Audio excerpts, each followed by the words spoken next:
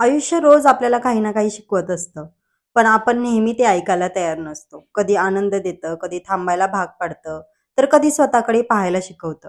सगळं आपल्या मनासारखं कधीच होत नाही, पण प्रत्येक अनुभव आपल्याला थोडं मजबूत बनवत जातो. आणि कदाचित हेच आयुष्याचं खरं शिक्षण आहे. आणि आयुष्य बदलायला मोठ्या गोष्टी लागत नाही. कधी-कधी शांत राहणं हाच सगळ्यात मोठा बदल असतो. तर हाय, हॅलो, मी प्रियंका तुम्हा सगळ्यांचं पुन्हा एकदा स्वागत करते अजून एका नवीन ब्लॉगमध्ये. तर कसे आहात तुम्ही सगळे? मस्त ना? तर मस्तच राहा. आशा करते की तुम्ही खूप छान, मस्त आणि मजेतच असाल. खरं तर ना, आजच्या ब्लॉगची सुरुवात मी कुठून करू आणि काय बोलू हे मला कळत नाहीये. कधी-कधी ना आपली लाईफ खरंच किती अनप्रेडिक्टेबल असते ना, असं वाटतं की कधी कोणत्या क्षणाला काय होईल हे सुद्धा काही सांगता येत नाही. काल सकाळी आपल्या सगळ्यांना जी बातमी कळाली अजितदादा पवारांबद्दल, की सकाळी-सकाळीच हे असं घडलं होतं. कधी-कधी ना आपण ज्या गोष्टींचा विचार सुद्धा मनात आणलेला नसतो ना, त्या गोष्टी सुद्धा ऐकायला मिळतात, बघायला मिळतात आणि अचानकच तो एक प्रकारचा धक्का बसतो, की अशा गोष्टी कशा काय होऊ शकतात? म्हणजे अचानक असं कसं होऊ शकतं ना? त्यांच्या बाबतीत जे काही घडलं ते आयुष्य किती अनप्रेडिक्टेबल आहे याचं खूप मोठं उदाहरण आहे. आणि आजची परिस्थिती ना उद्या तशीच राहील याची खात्री आयुष्यात कुठेच नसते आणि कोणालाच नसते. कोणी देऊ पण शकत नाही त्याची खात्री.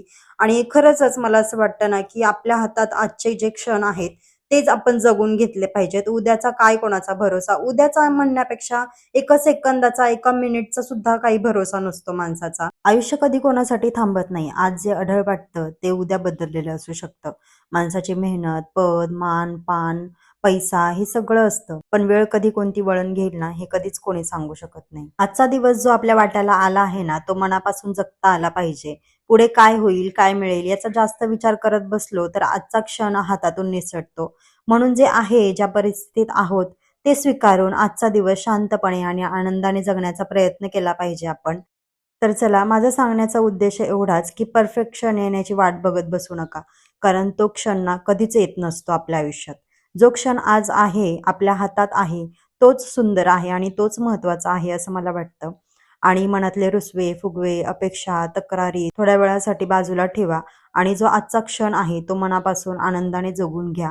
तर चला, आज ॲक्चुअली ना मला माझी गुरुवारची पूजा तुमच्यासोबत शेअर करायची होती. पण ही गोष्ट मला तुमच्याशी शेअर करायचीच होती आणि असं वाटलं, की माझ्या मनातल्या ज्या पण काही गोष्टी आहेत, तर त्या तुमच्यासोबत शेअर करू. तसे तर मी बऱ्याच वेळा माझे पूजेचे व्लॉग वगैरे तुमच्यासोबत शेअर केलेत, पण म्हटलं चला आपल्या फॅमिलीमध्ये जे नवीन मेंबर्स जॉइन झालेले आहेत, त्यांच्यासाठी सुद्धा हा एक पूजेचा व्लॉग झाला पाहिजे असं मला वाटलं. आणि बऱ्याच कमेंट सुद्धा येतात मला कधी Instaच्या डीएममध्ये किंवा काय, की तुमचा पूजेचे व्लॉग वगैरे शेअर करा. सो म्हटलं चला आज त्यांच्यासाठी एक हा व्लॉग होऊनच जाऊ द्या.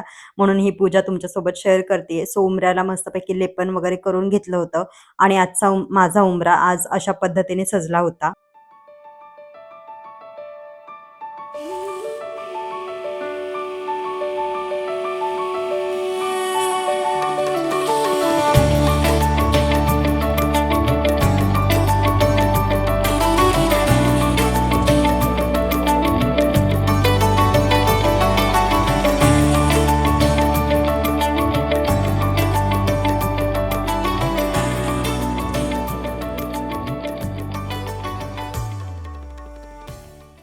आज मी माझ्या पूजेचाच व्लॉग नाही तर माझ्या मंदिरामध्ये किती देव आहेत, मी कशा पद्धतीने त्यांची मांडणी वगैरे केलेली आहे, ह्या सुद्धा गोष्टी तुमच्यासोबत शेअर करणार आहे. जेणेकरून तुम्हाला सुद्धा म्हणजे कोणाला माहिती नसेल.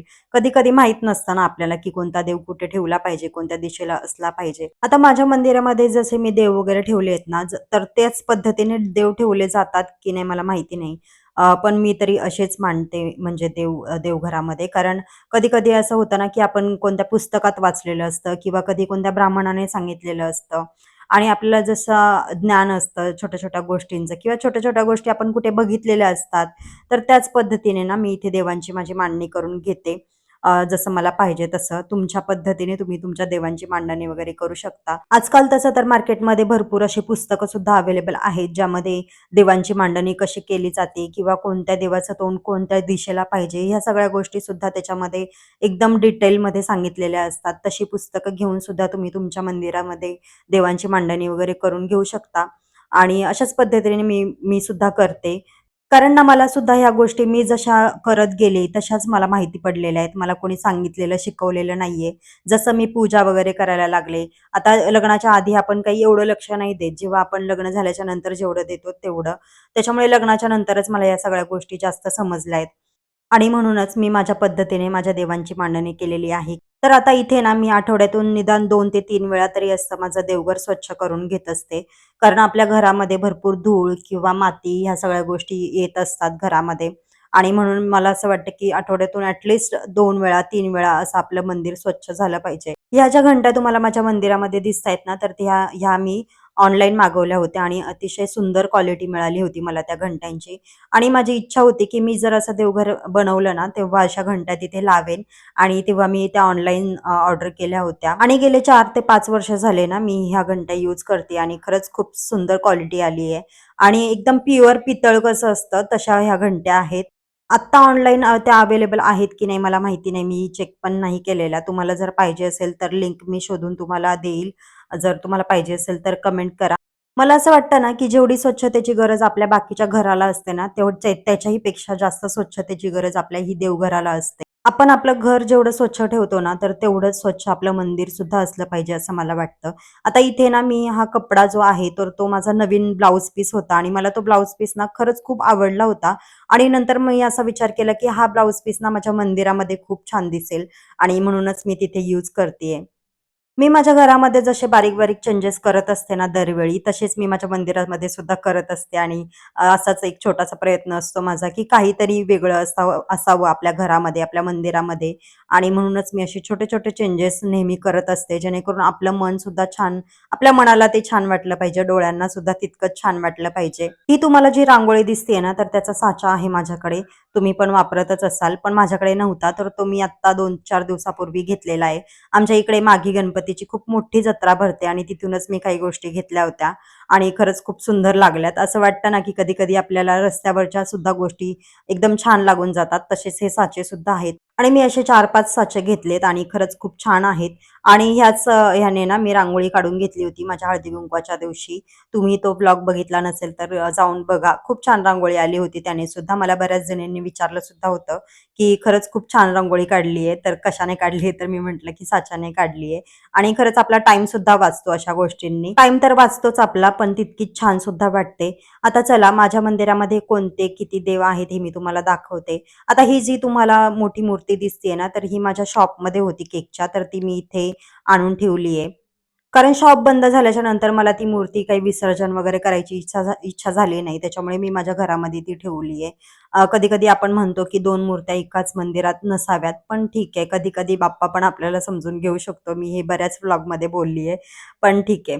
आता हा कलश ना, हा मंगल कलश आपल्या मंदिरामध्ये नेहमी असला पाहिजे आणि त्याच्यामध्ये ना, मी अशी विड्याची पानं वगैरे ठेवत असते. मंगल कलश आपण का ठेवतो मंदिरात हे आपल्या सगळ्यांनाच माहिती आहे. पण तरी पण मंगल कलश म्हणजे समृद्धी, शांती आणि सकारात्मक ऊर्जेचं प्रतीक आहे असं आपण म्हणतो आणि तो देवपूजेत आवाहन म्हणून असतो. या घरात शुभता नांदू दे ह्यासाठी असतो. त्याच्यामुळेच आपण ना हा मंगल कलश आपल्या मंदिरामध्ये स्थापन केला पाहिजे. हे जे वस्त्र तुम्हाला दिसतंय ना, तर हे मला हळदी-कुंकवामध्ये मिळालं होतं. म्हटलं चला इथे स्वामींना आपण ते खाली ठेवून घेऊया आणि कसं दिसतंय हे बघूया म्हणून मी इथे ठेवून घेतलंय. ॲक्चुअली मला स्वामींची मूर्ती ना वरच्या पायरीवरती ठेवायची होती, पण तिथे बाप्पा आहे त्याच्यामुळे मी त्यांच्या खालच्या पायरीवरती ठेवली आहे.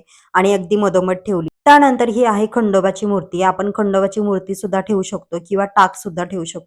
त्यानंतर माझी ही छोटीशी गणपतीची मूर्ती आहे पंचधातूची किंवा तांब्या पितळेची जी पण काय असते ती आपण मंदिरात ठेवण्यासाठी ज्या मूर्त्या घेतो त्या. तर ही मी घेतली होती. तर इथे मी स्वामींच्या बाजूला ती मूर्ती ठेवून घेतली आहे. त्यानंतर ही आहे लक्ष्मीची मूर्ती आणि मी ही गेल्या वर्षी ना लक्ष्मीपूजनच्या वेळी घेतली होती. आणि जेव्हा पण आपण अशा मूर्त्या घेऊ ना, तर त्या एकदम भरीव असल्या पाहिजे, जड असल्या पाहिजे, अशा पोकळ किंवा हलक्या-फुलक्या अशा नाही असल्या पाहिजे. आता मी कुठेतरी वाचलं होतं, की गणपतीच्या उजव्या साईडला लक्ष्मीची मूर्ती असली पाहिजे, सो मी तिथे ठेवून घेतली होती. त्याच्यानंतर ही आहे तुळजाभवानीची मूर्ती आणि ही सुद्धा एकदम भरीव मूर्ती आहे. खूप जड मूर्त्या आहेत माझ्या जेवढ्या पण आहेत तेवढ्या आणि ही सुद्धा माझ्याकडे ना मूर्तीच्याच स्वरूपात आहे. हिचा टाक नाहीये माझ्याकडे. कारण ना आमच्या गावच्या घरी सगळ्या देवांचे टाक आहे. सो मी इकडे नाही ठेवू शकत म्हणून मी ही मूर्ती ठेवली आहे. आमच्याकडे असं म्हणतात म्हणजे आमच्या गावी किंवा आमच्याकडे अशी पद्धत आहे, की आपल्या मेन घरामध्ये जिथे टाक आहेत, तर आपल्याकडे मूर्ती वगैरे असली तर चालेल, पण टाक नाही असला पाहिजे असं. म्हणून मी मूर्ती घेतली होती. त्याच्यानंतर ही आहे अन्नपूर्णेची मूर्ती. आता ही अन्नपूर्णेची मूर्ती आपल्याला माहेराहून येत असते, पण मी ही स्वतः घेतली होती. आणि ही सुद्धा मूर्ती ना तितकीच भरीव आणि जड सुद्धा आहे. तुम्हाला इथे दिसत असेल. आपण ज्या पण मूर्त्या वगैरे घेऊ ना, त्याचे नाक, तोंड, डोळे वगैरे अगदी स्पष्ट दिसले पाहिजे. असं कधी झालं ना, की दिसत नाहीये किंवा त्याची पॉलिश केली आहे असं वाटलं, तर आपण त्या मूर्त्या चेंज केल्या पाहिजेत. आणि अन्नपूर्णेची मूर्ती ना नेहमी ही तांदळामध्ये असते. कधी-कधी कोणी असं वरच्यावर ठेवतं, पण ती तशी वरच्यावर नसली पाहिजे. ती पूर्ण एकदम तांदळाच्या आत असली पाहिजे. आणि अन्नपूर्णेच्या हातामध्ये जे अन्नपात्र आहे ना, त्याला ते तांदूळ टच झाले पाहिजे, असं मला त्या म्हणजे मी जिथे मूर्ती घेतली होती ना, तर त्यांनी मला सांगितलं होतं. म्हणून मी त्या पद्धतीने इथे मी मूर्ती ठेवून घेतली आहे. त्यानंतर हे शिवलिंग आहे माझ्याकडे आणि हे शिवलिंग ना मी भीमाशंकरला आम्ही गेलो होतो, तर तेव्हा घेतलं होतं. त्यानंतर माझ्याकडे आहे हा शंख आणि शंख आपल्या मंदिरात असला पाहिजे. कारण शंख विष्णूंचं तत्व आहे आणि लक्ष्मी त्या तत्वावरच नांदत असते. त्याच्यामुळे ना हा शंख आपल्या घरामध्ये असला पाहिजे. शंख कधी हा कोरडा नसला पाहिजे. हा शंख अभिषेकाचा आहे. त्यामुळे तो कोरडा नसला पाहिजे. त्याच्यामध्ये पाणी ठेवलं गेलं पाहिजे. म्हणून मी अशा पद्धतीने त्याच्यामध्ये पाणी ठेवून घेत असते. आणि हा शंख आपण पूर्वेला किंवा उत्तरेला ह्या साईडला ठेवू शकतो. मी पूर्वेच्या साईडला ठेवलाय. त्यानंतर ही आहे विठ्ठल रखुमाईची मूर्ती आणि ही सुद्धा एकदम भरीव आणि एकदम छान अशी मूर्ती आहे. विठ्ठल भक्तांचा आधार आणि रुक्मिणी अर्धांगिनी एकत्र ठेवून भक्ती आणि समृद्धी दाखवतात. त्याच्यामुळे मी ही मूर्ती माझ्या मंदिरामध्ये ठेवली आहे आणि मला खरंच ही मूर्ती खूप आवडते. त्यानंतर त्याच्याच बाजूला मी ही घंटी ठेवलेली आहे आणि घंटी असं म्हणतात, की आपल्या मंदिरात असलीच पाहिजे. त्यानंतर ही आहे बाळकृष्णांची मूर्ती आणि ही मूर्ती ना मला माझ्या कन्यादानामध्ये मिळाली होती आणि तीच आहे माझ्याकडे. त्यानंतर हे आहे श्रीयंत्र आणि श्रीयंत्र मी नेहमी तांदळामध्ये असं हळदी-कुंकू वगैरे ठेवून मग ठेवत असते. त्याच्यानंतर त्यावर ही कमळगट्ट्याची माळ ठेवत असते. कमळगट्टा म्हणजे लक्ष्मीचं प्रतीक असतं आणि ती घरात समृद्धी, संपत्ती आणि सुख, शांती आणते. म्हणून ती मंदिरात ठेवतात.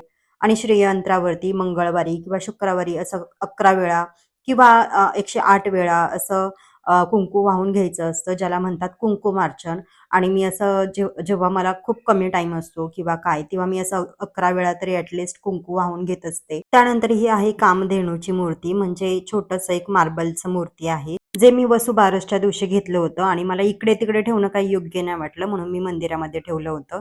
तर अशा पद्धतीने मी माझ्या घरामध्ये माझ्या देवांची मांडणी वगैरे करून घेतलेली आहे.